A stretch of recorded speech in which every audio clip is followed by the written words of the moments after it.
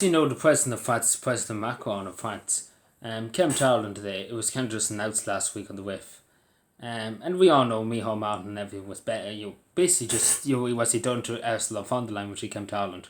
Basically, more or less bowed, if you may use that, like a king or queen. You come across a king or queen, you bow your head.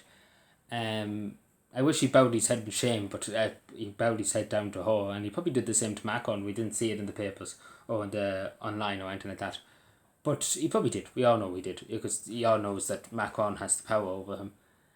But again, he just randomly turned up. No, nothing like that. No restrictions. Half the time wouldn't wear masks or anything like that. And if we did that, we'd be in prison. We'd be Mountjoy. We'd be all locked up very tightly in our jail cell. We'd be a danger to society. But again, apparently it doesn't matter. Again, whereas we see in the G7, didn't matter. As long as the peasants are behaving, it doesn't matter.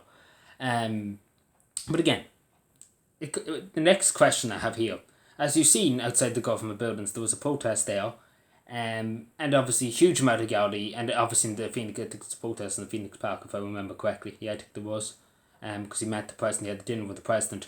Again, the question I raise here: how much was the taxpayer? How much did the taxpayer have to spend? Because we all know the Garda presence. Take for example, it cost a lot. You had to pay for the guards there. You had to pay for security. You had to pay. It cost a lot. Let's put it that way. It just cost a lot. As we know, when the Pope came to Ireland, it cost the Gaudi, actually cost the Irish state. I think it was nearly 3 million or 1 million or something. It was something between 3 and 1 million anyway. It cost a lot of money. But that's just for security. That doesn't mean everything else that happened, or putting up barricades, or end up paying for barricades or whatever, or paying even the guards. This is just for security alone, or maybe even paying the guards. I don't know if that get included. But again, that's just for that. Again, that doesn't include dinners and everything like that. So we went for a dinner at the Phoenix Park too. How much that cost you and me, we don't know. But why is he here in the first place? Does he not understand? There's computers, there's tablets, there's phones. You can easily have a nice meeting from the safety of Paris and have a nice time.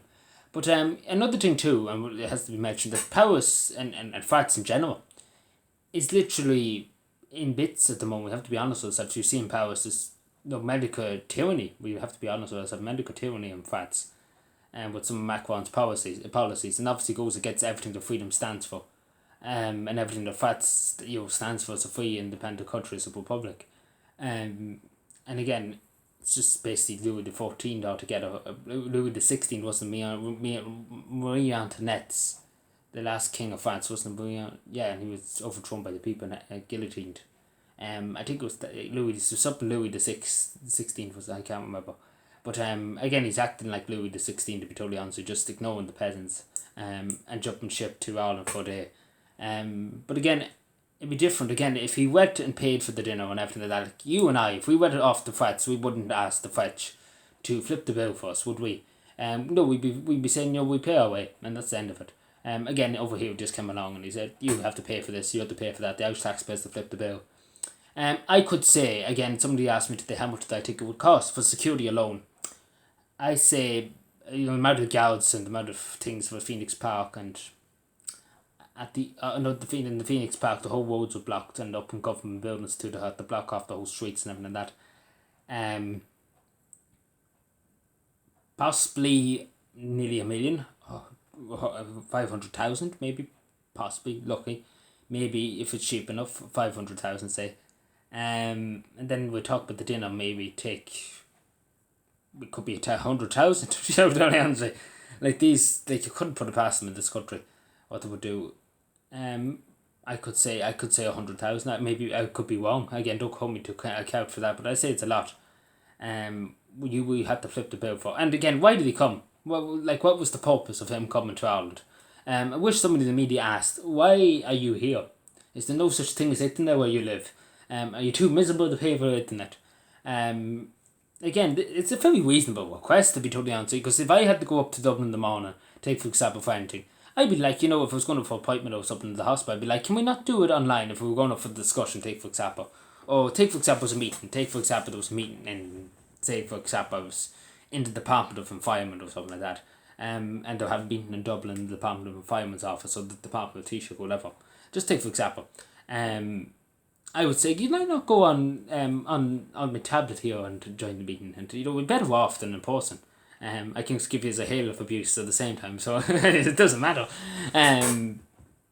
But but you get what I'm saying again. And they talk about, and this is the thing too. I always have to ask myself. And Greta Thunberg needs to get on the case here. Why does Leo again? Could he not have swam to Ireland?